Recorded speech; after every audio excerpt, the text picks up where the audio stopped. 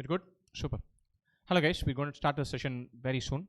I hope I'm just going to speak for a few seconds to make sure that the volume is stable and you guys can hear me and we can see the comments and all the rest of it. So doing a rough 30-45 second check for the tech part. So if something is wrong or the volume is not clear, the screen is not shared well, you're not able to hear us clearly, not see us clearly, YouTube is not functioning well. Now is the time to jump on and comment and say something funny is happening. Fine. So what are we going to do? We're going to do a bunch of doubt clearance things. So we've tried a slightly different variant of this. So we've had a bunch of comments posted on our blog. So what I'm going to do now, I'm going to type the blog. So it's at online.2im.com/catexam/blogs. Fine. So this is a blog URL, a bunch of wonderful articles sitting there. There's this thing called 3 must-do things for a cat repeater. It's a wonderful article. Go through that. What I'm going to do now is I'm going to jump onto this doubt clarifying session. And so we've had this open for a few days. So we've had a bunch of questions that are there, on how to answer different questions. What I'm going to do now particularly, there are lots of questions that are preparation strategy linked. How should I do VRC? My error rate is going out of whack. How do I select something in DALR? All of that. There are about few questions that are quant based, basically mathematical. So what I'm going to do, I'm going to scroll down to those, finish off the mocks, the actual quant questions where you're actually solving something, and then go back to this question where we are talking about some strategy. And so we put these questions on give me a second, on a PPT. So I'm going to solve this, and then we're going to rush through and see the rest of it. Fine. So let's see how we can do this. This is a very interesting question. If a1 equal to 1 and an plus 1 equals 2an plus 5. Fine. So let me just check this. A1 equal to 1. For some reason my mouse, the keypad is not moving properly. I'm just going to check that.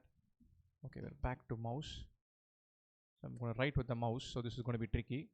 A1 equal to 1 and an plus 1 is 2 times an plus 5.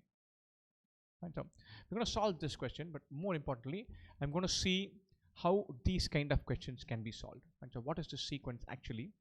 A1 is 1, A2 is 2 into 1 plus 5, 7, A3 is 2 into 7 plus 5, 14 plus 5, 19, A4 is 2 into 19 plus 5, 38 plus 5, 43, and then 2 into 43 plus 5, 86 plus 5, 91, and so on. What are we going to do? The classic method of approaching these questions is to initially get a sense of what this is anchored around. Right? This is A1 is 2an, an plus 1 is 2an plus 5. So effectively each term is the previous term into 2 and then come back to this. And so I'm getting some message that the screen sharing is working less fine. So what I'm going to do, I'm going to switch out of this, try this question.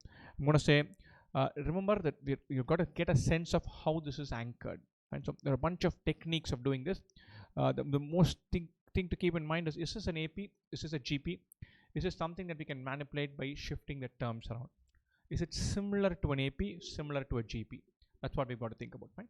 Now I'm going to jump out of this, and then I'm going to see the bunch of questions that we have that we can answer from the blogs, and then we'll come back and solve these. Fine. So a couple of interesting questions on this. We're going to solve both of them. But before we even head there, I'm going to answer these queries that have been put on our blog. Fine. So how to attempt more questions correctly in verbal section. Decoding passage questions takes a lot of time. Fine. So this is a problem for everyone. Don't rush through the reading part. Read slowly. In verbal, the key to success is not speed reading. It is getting a hang of it, selecting the right questions, and getting your accuracy higher up. So make sure that the temptation for all of us, I suffered with this for months on end. When I was doing my CAT, I would always fall into the trap of trying to read too quickly. I would just see the questions and go, and rush through, because I was always in mild panic mode while doing VARC. Read slowly, you'll have time. So decoding passage question takes a lot of time. It's taking time because you're doing the reading part too quickly, rushing through the reading part. So the mind has not processed and kind of internalized the passage, and that is it's very counterintuitive.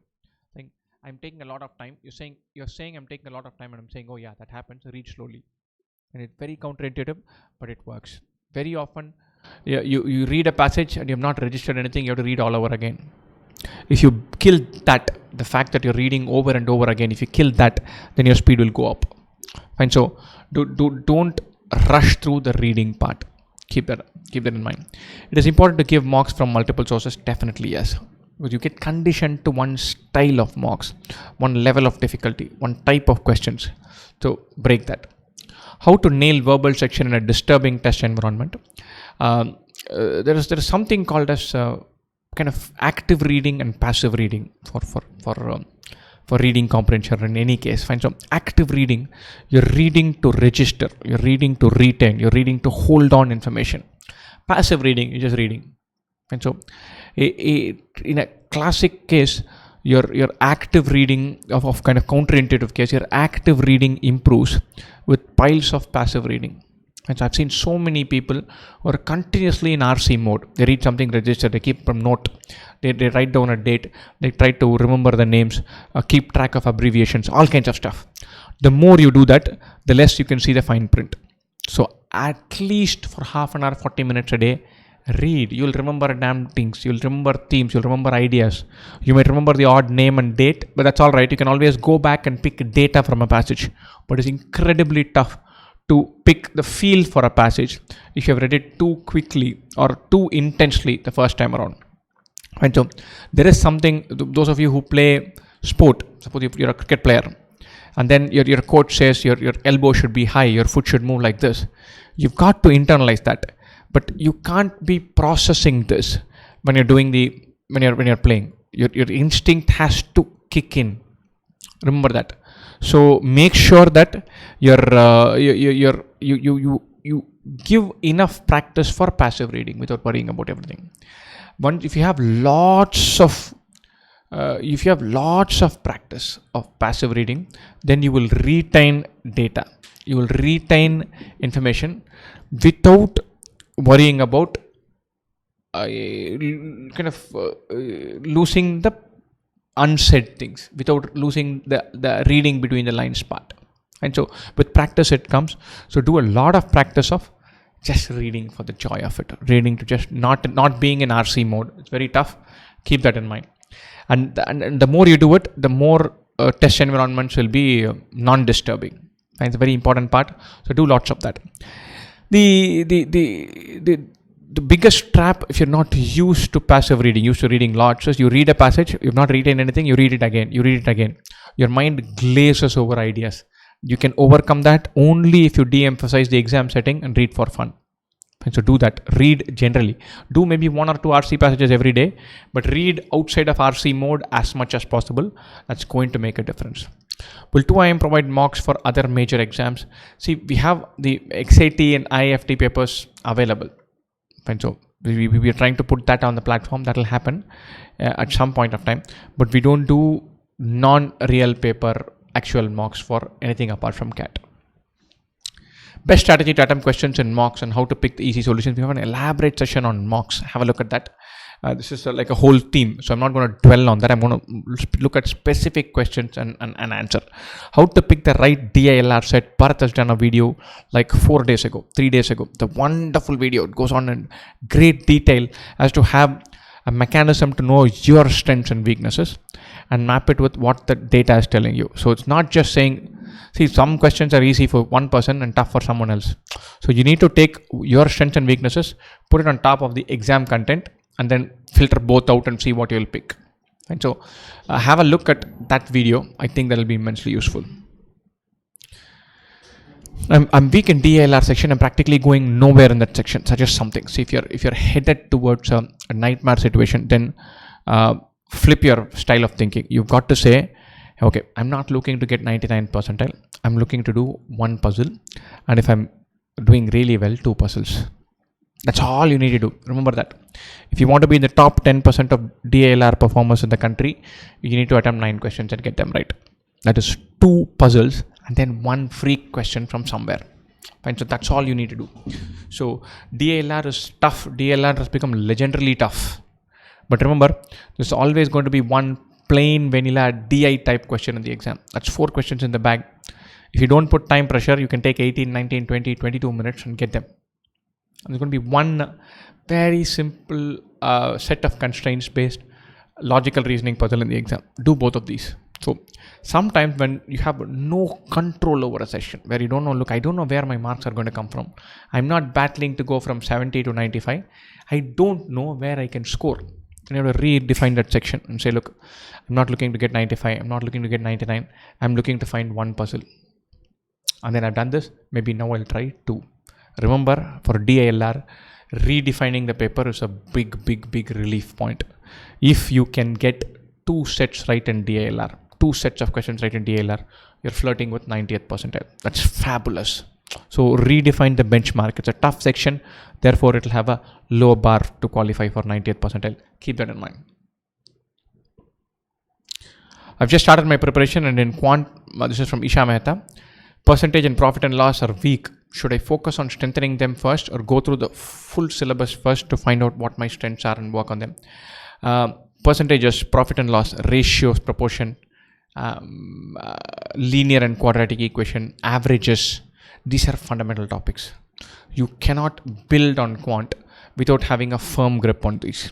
So if these topics are the ones that you're kind of weak on, how to find HCF and LCM, how to manipulate fractions, how to form simple equations and solve them.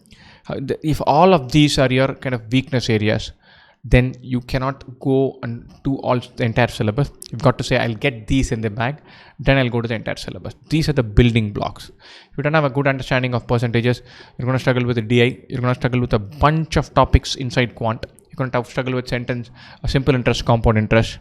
So a bunch of things become dicey. So these are fundamental topics: percentages, profit and loss, to some extent speed, time, distance, work time, direct proportion, indirect proportion, ratio and mixtures. These are nice arithmetic topics. Get them in the bag, then go further from there. If you're weak in this, strengthen them before you go further. And when you're strengthening one topic, you go to topic number 2 and then 3 and 4 and 5. By the time you go to 5, you would have forgotten a bunch of ideas in 1. That's natural. Don't worry. Revisit that. It should be good. I have prepared for arithmetic geometry so far, and I'm able to solve many questions from these. But during mocks, many times I'm not able to solve simple questions because silly mistakes are happening. I'm doing too many of these. These 2 topics are good. Fine. How to eradicate these silly mistakes problem? Fine. So one is, you're probably rushing. You're too conscious of your speed, and that's an issue. So dial down your speed at the computation level. Speed is about intensity. Speed is about not having a gap between question 1 and question 2. Very often you finish one thing and I feel like, I'm so tired. And your brain starts relaxing. It starts switching off. And that is where you lose time. That's where you're intense for 4 minutes, and then you're operating at 60% capacity for the next 7 minutes because you feel like you've crossed a high. Your ability to operate at or close to your peak capacity for 3 hours is what drives speed, not how to multiply 17 into 19 quicker. Very often chasing speed, we go into a frenzy. You just type faster, move your mouse quicker, change the calculator numbers even faster. None of those things work. Fine. So, and plan to be intense. Don't plan to be quick. And it's just semantics. I'm just using different words, but they're very vital words. Plan to not have a concentration lapse. Don't plan to do everything quickly. That doesn't work. Sometimes silly mistakes come because you're trying to rush the computation part. Sometimes they come because you're getting tired. Your fatigue errors keep in. If fatigue errors keep in and you feel that you're getting tired, you've got to say, I'm going to take a couple of deep breaths and then come back in. When I was playing football, then my captain used to glare at me and said, look, you take a break for 10 seconds, grab your breath and then start running. You get tired. So you don't do the basic things well, your decision making becomes poor. So in sports it happens, in exams it happens. So you've got to literally just tell yourself that you will not get the decision making go worse. So you'll basically have to say, okay, I'm going to hang in there. I'm getting tired. Okay, I'm good to go. So you'll have to plan to have that relaunch during the exam and combat these fatigue errors. This is the technical part of it, but it's incredibly tough to pull it off. If you're suddenly one day saying I'll be intense, you take 7, 8, 9 mocks, the intensity will automatically come. Take plenty of mocks. Keep that in mind. Fine. Wonderful. Next question from, I think, Aditya. Accuracy in RC is around 65 to 75. That's not bad. 3 out of 4 correct is not bad. 80, 85 would be far better. Any tips on doing that? There's a wonderful video online on how to narrow down between two choices. Fine. So in RC, a big part of the error rate comes from, look, I know it is B or C. I'll mark B. Hopefully it's not C. Fine. So and it just flips out the other way around, and then the answer choice is C. I'll give you a hint about to how the exam setters think. And when I'm setting a mock CAT, especially for RC, I read the passage. I know what question I'm asking. By the time I select the passage, I already know that, because I'm selecting the passage because that one idea is good. And then I pick the right answer choice, which I have. Right? And then I say, I'm going to create one other choice, which is freakishly good, but which gets disqualified because of some reason. Fine. So I'm planting this nice close choice. And so if you're down to 2 choices, you've got to say, okay, I think B. I'm going to think, is there any reason why it should not be B? Is there a ground to eliminate B? Then I'll go towards C. C is the bland choice. B is the cool choice that is calling out to me. And I'm going to go mark B. But I'm just thinking, is there some usually, generally, most often in the passage, whereas this uses words like always, certainly in the choices. Is there something that's getting taken for granted in this choice? So look to eliminate. You got to tell yourself, the exam setter has planted a choice which is very close, and that he is eliminating on some wonderful technicality. Let me see if we can find that technicality. Fine. I'm going to see a bunch of questions that are there that have come in the comment section, so that we can clear that as well.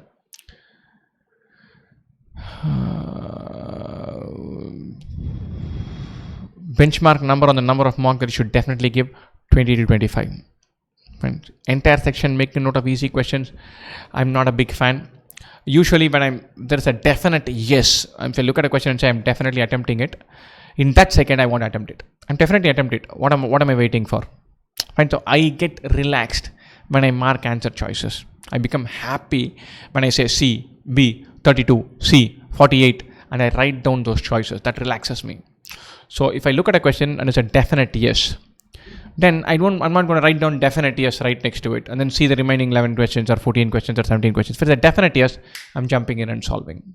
So I'm going to scan the paper, but wherever I find a definite yes, I'm jumping in and solving. That's important. What should be the mocks frequency? You should look to do one a week or one every 10 days. You should go up, ramp it up to 2 per week, and then 2.5 per week in the last few days. Fine. 20 to 25 mocks is a good benchmark. That's a minimum you need to do.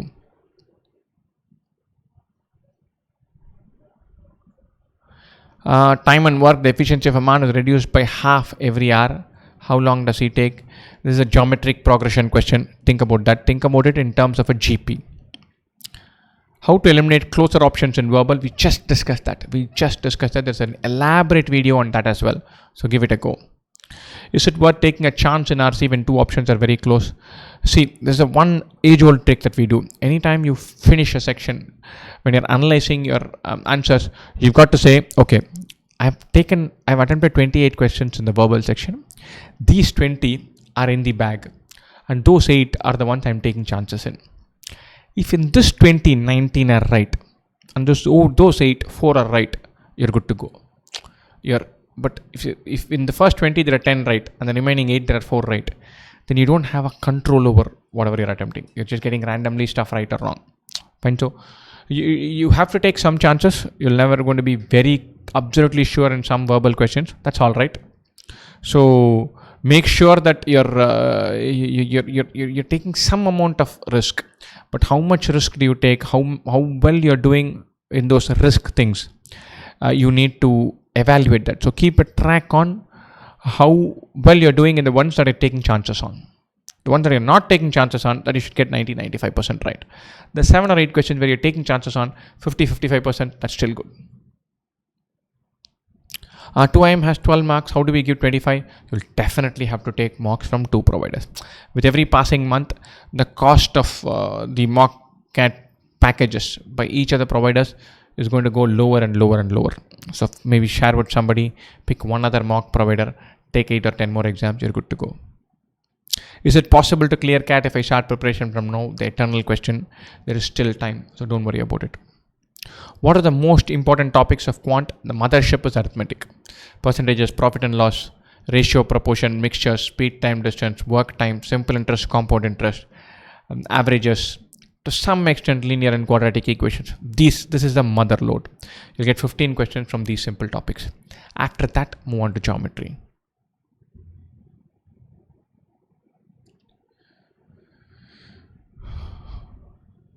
I'm not able to increase my attempts in VARC and DILR. Good. With accuracy is very good. Oh, your accuracy is stunning. Don't worry about it. Don't look to increase your attempts. Attempts will automatically go up with naturally with lots of practice and lots of marks. Attempts number 1 variable is not speed. It is question selection. It is intensity. You become better at selecting the right questions. You become better at holding your stamina for 3 hours. That will increase your attempts. Not doing anything quicker. Tournament question, that's very general. There's an elaborate discussion on tournament questions that are there. Which additional mocks to give? The big 3, time, career launcher, IMS, all 3 are all right. I don't want to comment any more than that. So maybe ping us privately. We can give you an update on which of the 3 we would prefer. I am a bigger fan of IMS than the other 2 as far as the mocks are concerned.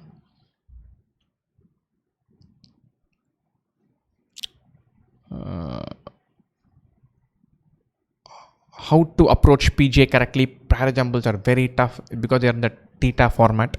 So don't spend too much time attempting the theta questions in parajumbles. Not worthwhile. Keep them for the right at the end. Give it a chance, and then feel happy about the fact that you've given it a shot. Don't put pressure on parajumbles. How much time at max should be spent to scan all 8 sets in DLR? Bharat has done a video on this. He says about 4 or 5 minutes and you should be good to go. The only thing that I would say as a mild variant to what Bharat is saying is if Bharat says if he's very happy with one question, he'll mark it down and then see everything else and then come back to it. My bias is if I'm very happy with one set, I'll jump in and solve it. I like marking answer choices. Call it a weakness, call it a strength. But if there is one set that I'm very happy, right up my alley, in my sweet spot, I'll hit it for 6 and then do my evaluation. When I don't lie, if there is one question that I've highlighted as one that I'm definitely going to do, then I'll definitely do it straight away. I've just read the question. I've got the hang of it. I'm definitely going to do it. So I'll jump in and solve it. What mocks are best to attend apart from 2 IMs? IMS is a preferred choice. IMS is fine. I'm facing an issue with starting off doing DLR when I sit for studying in a day. I do not feel like practicing DLR at all. You're evidently doing the wrong puzzles. Aditya, some of the puzzles that are there for CAT 2017-18 papers are spectacular. I quite enjoyed doing them. So maybe you're picking puzzles which maybe go back to the CAT puzzles. They're very good. If I'm scoring 90-95 marks now, how can I go till 130 by D-Day? Intensity has got to be a big boost. Intensity alone will take your score up by 40%. Your mind wanders in your first move mocks. Bring them together. Accuracy improvement and being anal about accuracy will just give you another 20-30%. And so beyond this, inexplicably, not categorizable as anything. I don't know what exactly is changing, but I'm getting better at this. That'll give you 20-30%. From the score you're getting now, you can flirt with 75% higher if you play your cards well. What all form should I fill if I'm not getting a very good score? There's already a video on this. Spread your bets. Make sure you have all the IIMs, many courses. And depending on the percentile you're headed towards, there are a bunch of colleges that you should think about. But the deadlines for those come a little later, so don't worry too much about that. VARC is a nightmare. This happens very frequently. Limit your attempts. Dwell on the 1 in 2s.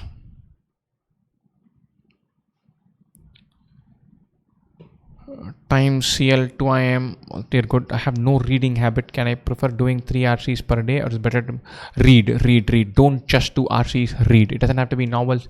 It can be articles. It can be blog posts. It can be any of those. But definitely read. Don't just practice RCs.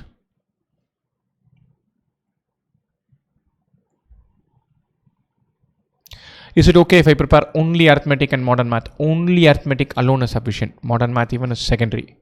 Make sure that arithmetic is in the bag. Then push yourself towards the geometry or number systems. Can I ignore modern math and quants? Modern math, I'm assuming you're talking about stuff like permutation probability and set theory. You can ignore that. It's not a deal breaker. LRDI, first and foremost, check out the previous year CAT question. They're the best. Last 2 years, 2 sets, 32 different sets, all 32 are solved in detail on our YouTube channel. You can take this, go to our question bank and go question by question and see them. The solutions are given in devilish detail. You can even take the mocks inside. Just Google 2IM CAT 2018 paper, CAT 2017 paper. You'll see the question bank. The solutions are given in great detail. Do 5, 6, 7, 8 sets from actual papers. Then you'll get a hang of what DILR is about. Then go into the course and then start doing that. I'm scoring 50 to 60. Is it possible to score more than 120? Definitely yes. Super. While doing mocks, I see that I can attempt 20 to 25. But then when I'm doing in the exam, I'm able to do only 10 to 12. Couple of things. One is we usually overestimate how much we can attempt by seeing the question. There might be some trap somewhere. You might lose out something. Right? Second thing, there is a stress that gets to you. Both of these are real factors. Right? So stress gets to everybody. Remember that. Very important to accept and acknowledge that stress is a factor. The moment you accept and acknowledge it, that itself is a big breakthrough. Everybody feels stress. No doubt about it. I've taken, I think, 10 CATs. I go into the exam, I'm anxious as hell. And so it happens to everybody. Keep that in mind. Second thing, in any of these competitive settings, there is anxiety, there's adrenaline. Right? So you have to find things that work for you to make your instinct kick up so that adrenaline comes in and therefore anxiety goes back. When sportsmen fall into routines, they're creatures of habit, intense routines. So that the routine makes their muscle memory kick in, instinct kick in, and they're on instinct mode, and they're not feeling their way and processing everything intensely. So you either have to do a routine. For me, going in and answering questions, bam, going intensely without thinking about CAT and competitive exam and setting and percentile and all that. I'm going to look at question and try to answer that. That's all I'm thinking about. If I'm in that mode, then my adrenaline kicks in. I'm enjoying stuff. I get kicks out of it. And therefore my evaluation part, my anxiety part gets pushed out. And I look into middle distance and switch back on when I'm getting tired. I take deep breaths and relaunch myself when I'm getting tired. So these are the things that you should do to make sure that your exam game is as good or better than your mock game or out of exam game. Keep that in mind. Facing problems and allegation TST, loads of practice, a very regular topic, loads of practice. Right? I'm feeling demotivated in mocks. Sometimes you're too intense. So if you're too intense and you're thinking about it all the time, take a break. Take a break for 48 hours, 72 hours, 24 hours, and then come back. Sometimes that really helps. Switch off and say, check CAT. I'm doing places in my life. I'm going to watch a movie. I'm going to binge watch a sitcom, and then I'll come back. Nothing's going to change in 2 days. It'll work. That kind of a clean break really helps. I'm very much allergic towards number system. There's still time to have a go at it, but otherwise, if you're going to leave questions on factors, multiples, reminders, you can still get 99%. Remember that. I'm stuck in the 98, 99.23 percentile range. I've given, so first up, that's a very good range to be stuck at, right? Not able to push past this. From 99 onwards, the climb is steep. 99.2 to 99.6 is not fundamentals, it's not drill. You know basics, you have automated a bunch of things, your hands move automatically. So from here, you need to find something new. Usually it is intensity, usually it is blind raw practice, usually it is not letting your mind switch off even for a second. It is cranking up your accuracy for that little bit more variable. So this is a tough climb. The last 0.5 percentile is insanely tough. Fine, so hang in there. Have the belief that it's going to go towards 99.56 eventually. Tweak here, tweak there. Be more intense than you would naturally be. Don't have a drop for even a second. Gear yourself up. Those are the fine details that are going to matter. Make sure your first 5 minutes are frenetically high. Make sure you're not losing time in the last 8-9 minutes. You're not fading off in the paper, in the section. That's important.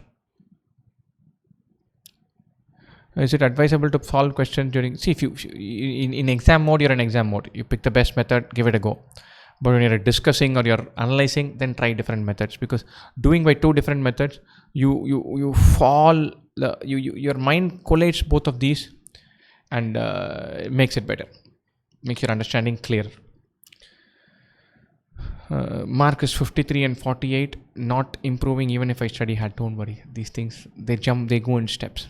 You're in the 50s range, suddenly you'll feel like I'm comfortable with the 50s range, and suddenly you'll hit one exam, you'll hit a 75, and then you'll move to the 70s range. Then it might go one more step higher to the 90s range. It'll happen. Have the belief. Remember, there's a long way to go, 90 days or 90 odd days to go. That's a huge amount of time to ramp up your scores. So keep that belief with you.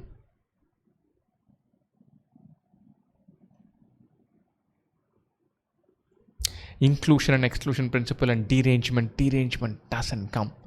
I'll have a video on this inside the course, but derangement is a fiercely overcooked thing. It appears in all kinds of discussion boards because it's a cool, brilliant thing. Derangement kind of idea has not been tested in CAT for 20 years. And so attempt rate is high, accuracy is low, especially in VRC. Then you're reading too fast. Slow down your speed of reading. Read so slowly that you'll never have to read again. Try it. But if you reduce your speed of reading, then it automatically falls in place. When can we expect drill questions to be back? It's probably another week or 10 days. They will be back. The CAT level questions are better questions. Try those. It'll come. But probably another week or 10 days. I am now improving slowly, not minding the speed but accuracy. Can I take care of speed after mid-September? You won't have to take care of speed. Speed will take care of itself. And so don't worry about speed as a variable. You practice a lot, you be intense, automatically speed will go up. Don't think about percentiles. Aditya, don't think about percentiles at all. Just think about what you can get right. And so don't worry about percentile when you're doing the exam. Not worth it. I'm getting below par scores. This is from Janarth Kavita Shankar. Below par scores in mocks and quant sectional tests from various providers, but I'm able to crack CAT questions with much better speed and accuracy. This means putting it together in mocks. There's probably a practice issue or a fatigue issue. So make sure that you do lots of mocks so that you get comfortable with the idea of just doing a mock. Doing a round of mocks will help. Is it advisable to do 2 rounds for quant? Definitely. I'm nothing against it. How much do you allow for? How much time should you allot for time 1 and round 1 and round 2? My gut feel is you should do the definite yes, and then go all the way to question number 34. Don't worry about the time. Don't break it into hard buckets of time or number of questions. Some questions are clear winners. You love solving that topic, that style. Keep going berserk with those. And when you have the slightest doubt, defer them. And then go all the way till question number 34. It's a really tough mock. By the time you're at question number 34, you've done only 10 questions and you're 40 minutes down on the clock. That's all right. In a very easy mock, you go to question number 34, you've done 27 questions and you have only 1 minute left. That's also all right. Your clear, easy wins. Go berserk with them and don't analyze the paper, don't plan, don't set artificial targets, none of that. Right? Jan Suk, is functions chapter necessary for 99 percentile? No, it's not such a critical topic. Don't worry about it. In mocks DALR, I'm able to pick 2 sets and I'm able to solve them with 90% accuracy. How to improve beyond? See if you can do this in 45 minutes. If you can do this in 45 minutes, you're looking at 95th percentile straight away, because you can definitely squeeze in one more. Daily routine. Some people are early animals. Some people work late. So if you're an early bird, then you wake up at 5 a.m. If you like working late at the night, pick your time. Be irreverent about this. See whatever works for you. Remember that. Algebra, geometry, number systems. Can I narrow down to 2? Geometry is a definite yes. Between algebra and number systems, I would have a slight bias towards algebra. And I'm going to go back to the blog and see a few questions and then come back to the comment section. This is from Tabish. I'll be completing studying your video lectures by end of this month. Then on planning to take mocks every alternate day along with sectional mocks. Apart from this, what should I do to increase? I would go to the extent of saying you don't have to wait to finish the whole thing before taking mocks. Every alternate day is probably a very ambitious target. When you're doing your mock, you'll probably have to revisit and revise and learn also. Remember that. So don't put a very ambitious mock target without giving enough time for learning in between. Most important topics in quant: basic arithmetic, percentages, profit and loss, ratio, proportion, mixture, speed time, races, simple interest, compound interest, that type. Few weak topics of mine in quant like time, speed, distance, races, geometry, on triangle similarities. You still have time. You've identified weaknesses in August, you still have time. Out of the 7 or 6 topics you've identified as weakness, 3 continue to be weaknesses on October 10th, dump them. But now you have time to work on them. Should I target 2019 or 2020? Definitely target 2019. Take it very seriously, throw everything into it, and then see where it takes you. You'll always have time. There is no separate preparation for MAT or IIFT. You prepare for CAT really well, you become automatically good at MAT or IIFT. The best preparation for IIFT is CAT preparation. So you have time, throw everything into CAT prep. Maybe it's CAT 2020, maybe it's IIFT, but throw everything into CAT prep and then do. Rahul says, I have eliminated 2 options out of 4, finding it difficult. There's a separate exclusive video on how to do this precisely. And so have a look at this. I'll see if I can post a link of that as a reply to this comment. Paragraph completion questions to be tough because I find more than one option to be correct. I've tried to solve the question by eliminating one out of the 2 close options, but I keep getting them wrong. Paragraph completion and paragraph summary, is a subtle difference between this. Paragraph summary is like I want to capture everything in the passage. Paragraph completion, the continuity from the last sentence in the paragraph, that is a more important idea. And so the continuity aspect is crucial. So keep that in mind. That might help. When you're going through the solutions, think about how the exam setters are thinking about it.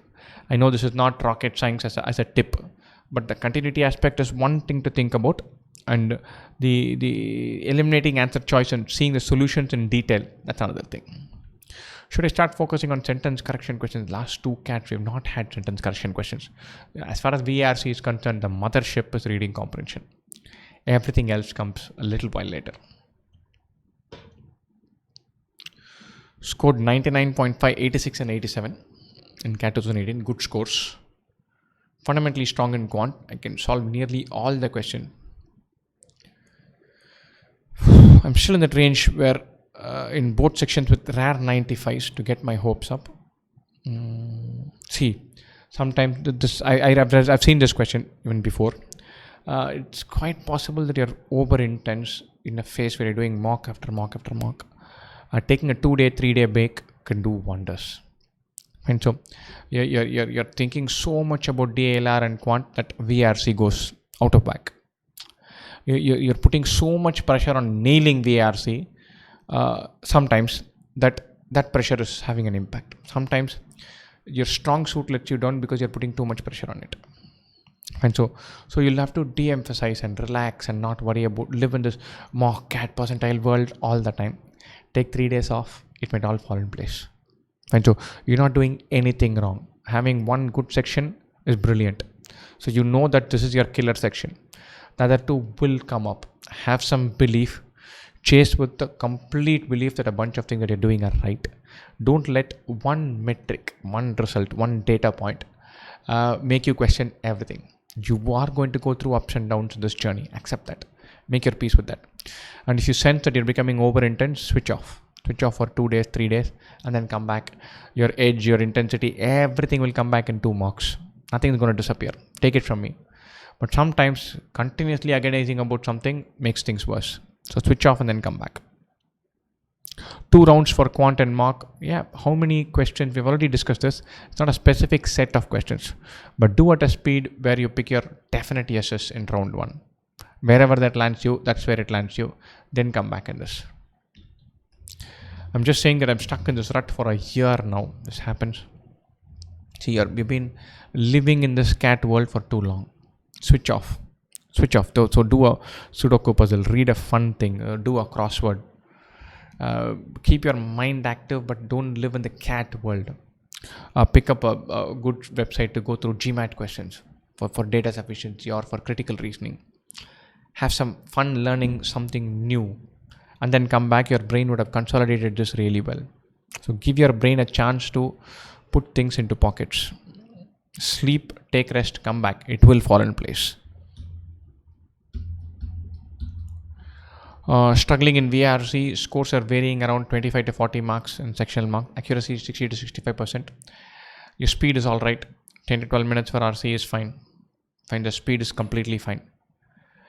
With 6 questions especially, that's completely fine. Don't vary your strategies too much. Don't analyze every data point. Your scores will go up. Moments like this, you have to say, I'm doing the right things. I believe I will get better. I'm not going to rush through. Right? Sentence correction, word usage, para jumbles, don't worry about it. Elephant in the room is RC.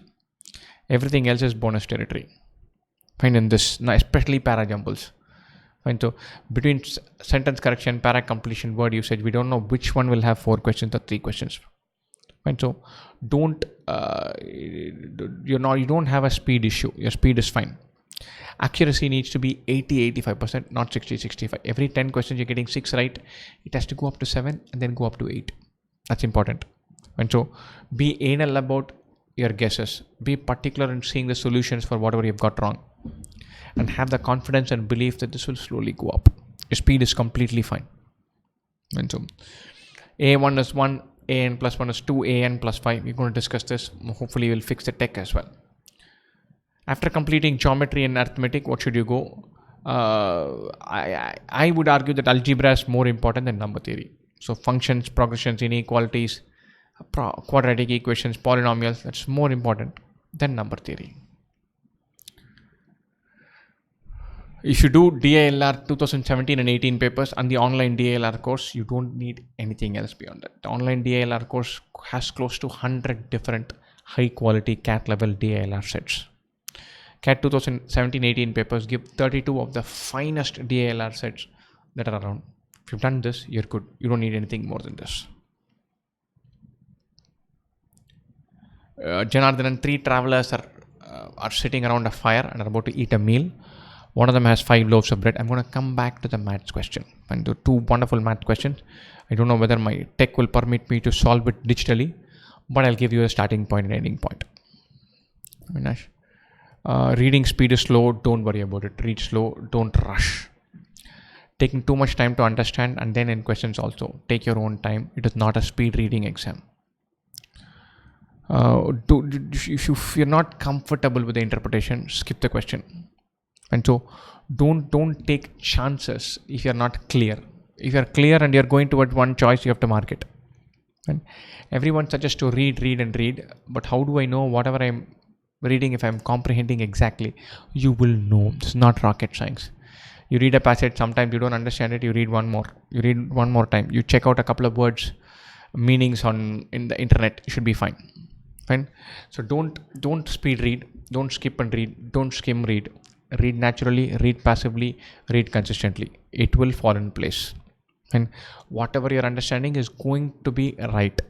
If you're completely lost vocab wise, then navigate, then go and check those words out. But don't go on to hard boot your vocabulary, it's not worth it. Right?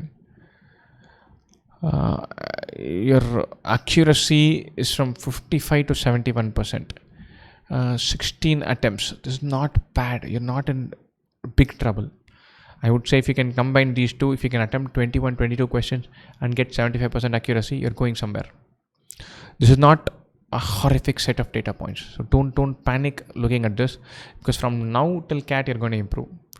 And your actual CAT is going to be far simpler than most of the mocks. If I had to extrapolate and account for these two variables, I can say you're going to attempt 26, 27 questions and get 75% of them right. It's a brilliant score. So give your system the chance to slowly creep up. It'll happen. So don't expect things to happen overnight. Hang in there. Daily basis read. Be anal about selecting one out of two choices. Be particular to read the solutions, especially for the things that you've got wrong. Your Quant and DALR are at 100% accuracy. Brilliant. Very, very low attempts. It doesn't matter. Attempts will go up automatically. Speed will come. Intensity will come. Be anal about accuracy. Don't sacrifice accuracy for either of this. Should we read an entire RC to see this? Definitely. My preference is always to read the entire passage and then go to the questions.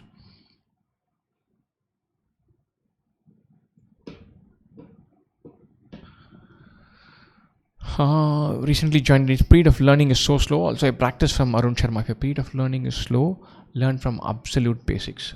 Don't bypass basics and go towards formulae in a bid to find a shortcut. There's no shortcut. Learn from basics, get questions right. Don't punt, don't take chances. Even if it is slow, it doesn't matter. Don't look for a shortcut, because there's a guaranteed route towards a dicey score. So CAT level test, but got good scores. Mocks, you're seeing fluctuation. You're putting too much pressure on speed. You're not having the stamina to last 3 hours. That's my read. Usually you're continuously frantic, and that makes error rate go up. Right? Second thing, you're not intense. You're frantic but not intense. You're fidgety. You want to do faster and faster, but you're not at ease trying it. And that is you need to be the exact opposite. On the minute to minute level, you should be relaxed, but at the overall level, you should automatically be solving questions. And so don't ramp up your state of frenzy. You don't be amped up like a kid who's running off and bouncing against walls. At the same time, you're not calm enough to pick and choose the right questions. Speed is about question selection. It's about stamina and intensity. It is not about multiplying, dividing quicker, or reading faster. Remember that. How to prepare to master numbers in Quant from scratch. The online course is a brilliant place. Number system, the way we have taught it, is one of my favorite topics. Fine. So hang on to it. You should be able to crack it. Isha Mehta, avid reader, so attempt rate is high.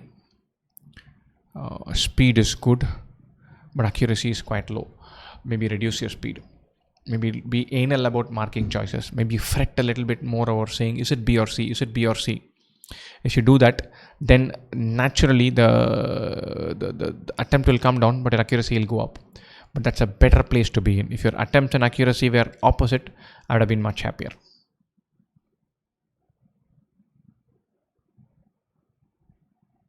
Why we say improvement in RC will take time.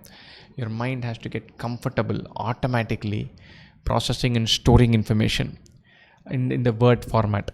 And the automatic part is very crucial, because the more conscious you are, the less you enjoy things, the less you read between the lines. Suppose you're reading a passage and looking to retain everything. I've tried this. There are incredibly comically fun passages, and I'm doing it like RC, and I don't smile at all. I'm just not able to pick humor because I'm retaining everything. I'm not able to pick the sarcasm, the wit, the way the words are played around, because my mind is saying, remember this date, remember that name, check out that abbreviation. And that's a criminally wrong approach to do this. Speed of learning is slow. We've already tried that.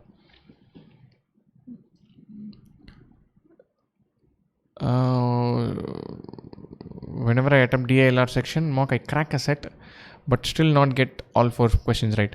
Likely you crack it, you get to the grid, and then you're rushing when you're answering the choices. So slow down. That extra 10 seconds spent in any question to confirm your answers is golden. So don't do this. While doing RCs, after 2 passages, I'm losing somewhere. Stamina, reading habit. So read long articles, stamina will get built. We are so conditioned to picking our mobile and seeing and changing the window. Don't change the window. Don't take a pause. Don't take breaks. If you want to build stamina, you need to hang in there and say, okay, I'm going to read this. Open 6 articles. Read all 6 articles in one shot, one after the other, without a second's pause. And so, if you have unfamiliar words, unfamiliar topic, then you can skip. But if you're combating fatigue, then you're going about it the wrong way. Then you're not pushing yourself to get the data right. 8 questions in DALR with 100% accuracy, that is 90th percentile. You want to tell yourself, look, I'm sitting at 90th percentile, brilliant. If I do one more and take it to 12, I'm looking at 94th percentile. Let me shoot for that. One more puzzle. See if you can do these 8 questions in 40 minutes or 45 minutes, then you'll go places. Right? There are 2 questions that we have not, but we are earmarked. I'm going to try to solve this.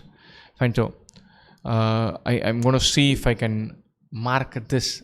I'm going to see if the tech works. I'm going to put this as a slide share, and then okay, I'm going to share this screen and then see if I can type this. Fine. So AN is 1. So I'm going to type down the sequence. 1, 2 into 1 plus 5, 7. 2 into 7 plus 5, 19. 2 into 19 plus 5, 43. 2 into 43 plus 5, 91, and so on. And so in all of these questions, there are a bunch of methods to think about. One is to think about sum up to n terms, and then form a general expression. And so one very interesting idea, sum up to n plus 1 terms minus sum up to n terms equals nth term. Think about it. It's a very useful idea. It's not an idea for this question, but it's a very useful idea. The next thing is to take this whatever sequence you're given and shift it one step. What do I mean by that? Suppose I take this sequence, right? And then I notice that there's a doubling involved. So I'm going to write down this sequence and write down this sequence and then write it like this. And then I subtract. So forget the first term. The difference is, this is 6, this is 12, this is 24, this is 48, and so on. This gives me a clue. It's just simple doubling. And so now I know what I'm anchoring this around. And so this is like a geometric progression. Powers of 2 are involved, not just powers of 2. This, I'm going to switch this off. Powers of 2 being involved multiplied by 6. What do I mean by that? This is 6 into 1, 6 into 2, 6 into 4, 6 into 8, and so on. So I'm going to imagine each term as 6 into a power of 2 and then think about what I want after that. So you can already sense the answer. So I'm going to forget about, I've got this, I've shifted this out. I know that we're thinking about 6, 12, 24, 48, 96, all of that. Fine. So now think about exactly that and bring back to this sequence. And so I'm going to think about this as 6 into 2, 6 into 4, 6 into 8, 6 into 16, and so on. So write down these numbers: 12, 24, 48, 96, and so on. Look at our sequence: 7, 19. So maybe write down 6 into 1 also right in front. Can you sense something here? 6, 12, 24, 48, 96. You can already see the passage from here. Subtract 5 from each term. 1, 7, 19, 43, 91. So each of these, what have we sensed here? First up, we sensed there's a geometric progression involved. Each term was previous one into 2. So it's exponential. Into 2, into 2, into 2. It's becoming larger and larger. And so there's an exponent idea involved. There's a power of 2 involved. Then we capture the differences. They're all multiples of 6, but doubling. 6, 12, 24, 48. I'm going to write down all those differences. 6, 12, 24, 48, 96. 6 into 1, 6 into 2, 6 into 4, 6 into 8. Our sequence is just this sequence shifted out by a bit, shifted out by 5. So each term, the first term is 6 into 2 power 0 minus 5. Second term, 6 into 2 power 1 minus 5. 6 into 2 square minus 5. 6 into 2 cube minus 5. 100th term, 6 into 2 power 99 minus 5. Fine. Brilliant question. Very interesting question. These sequences, shift them out by one term. Have a gut feel towards whether you're thinking about AP or GP. Find sum up to n terms, sum up to n minus 1 term, subtract, you get the nth term. These are the standard ways to manipulate this. Fine. This is also a very good question. I'm going to make sure that this looks bigger. Once again, I'm going to give you the method here, not really go to solving and finding the answer. So I'm going to delete this. 3 travelers are sitting around a fire and about to eat a meal. One of them has 5 small loaves of bread, the other 3 small loaves of bread. The third has no food but has 8 coins. He offers to pay for some bread. They agree to share the 8 loaves equally, and the third traveler will pay 8 coins for a share of the 8 loaves. All loaves were of the same size. The second traveler suggests he'll get paid 3 coins. The first be paid 5 coins. You cannot get paid in the ratio of what you had originally. You have to get paid in the ratio of what you gave to the guy. That's all you need to think about. Imagine this. Suppose you have 1,000 rupees and your friend has 10 rupees. Right? I take 3 rupees from you and I take 1 rupee from him. Right? The ratio of the amount I've taken is the underlying. What you started off with is irrelevant. So how do I crack this question? The loaves of bread get shared equally. So I have 8 loaves to start with, broken into 3 people. So each one will get 8 by 3. Now think about, okay, I have each person getting 8 by 3. My third guy gets 8 by 3 loaves. Where is he getting it from? He's getting it from guy 1 and guy 2. How much is guy 1 giving? Guy 1, the person 1, he has 5 to start with. So he is giving 5 minus 8 by 3. He has to have 8 by 3 in the end. How much is guy 2 giving? Guy 2 is giving 3 minus 8 by 3. If we add these two, they will add up to 8 by 3. 5 minus 8 by 3 is 7 by 3. 3 minus 8 by 3 is 1 by 3. If you add these two, I'll get 8 by 3. So I should give money in the ratio 7 by 3 is to 1 by 3. That's what I'm getting from each of these persons. 7 by 3 is to 1 by 3 is 7 is to 1. Or the 8 coins, 7 of them have to go to the first traveler and 1 to the second traveler. So get to the end state, how much bread should each person have? Then think about, if they have to end with this much bread, how much should each of the guys who are giving, they should have given. The money will be shared in the ratio of what they give, not in the ratio of what they started off with. That's all you need to keep in mind. Right? So both of these questions are good questions, high quality questions, standard questions. So keep that in mind. Right? Just to sign off, a lot of times you'll go through this journey where you're worried about where you're headed. So have your belief with you. And so effort will pay off, but it's not going to be a linear response to effort. It's not like you spend every 10 hours extra, you spend your percentile goes up by 2 percentile points. It won't happen like that. You'll go through blind alleys. It's a test of temperament. You go and hit a brick wall 2 times. How well you pick yourself up and try again. That's important. So you're not going to get all answers in the first go. You're not going to get comfortable in one shot. Your score is not going to continuously improve slowly over time. It's not going to happen. It is not going to fall in place like that. Those of you who have that expectation, shed that. Your score will be volatile. Your score will tank somewhere in the middle. You're over intense and you're creeping yourself out by continuously thinking about this exam. All that is part of the journey. You've signed up for the whole thing. You've not signed up for learning just math and puzzle solving. You've signed up for the temperamental challenge of facing this volatile scores, low accuracy, a couple of marks tanking, score plateauing for 2 months, and then you come back and say, okay, I'll try one more thing. I'll try a new strategy. That is what you've signed up for. Remember that. You've signed up for hanging in there and relentlessly trying new things, not just learning 3 things and expecting everything to fall in place. That doesn't work. Fine. So reorienting your thing and saying, okay, this is the deal. I need to be sound temperamentally. That is a deal. Then you're good. Don't assume for a second that it's going to be a wonderfully smooth journey for the remaining 90 or so days. It is not going to be. And you're going to face more challenges where it is distressing and demotivating, and the uncertainty is killing you. Such is life. You signed up for that, and that specifically more than anything else. Right? Best wishes for Cat. I hope you have fun in the last 90 days also.